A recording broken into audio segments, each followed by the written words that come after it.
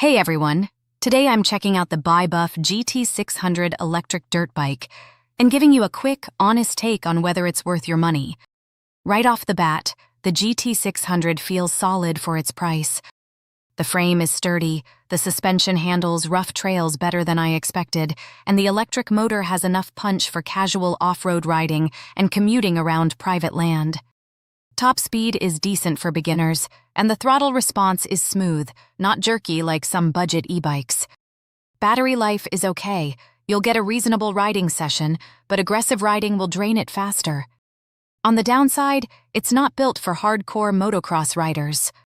Also, charging time is a bit long, and replacement parts may take time depending on your location. So, is it worth it? If you're a beginner or weekend rider looking for fun without breaking the bank, the GT600 is a solid pick. But pros should probably look higher end.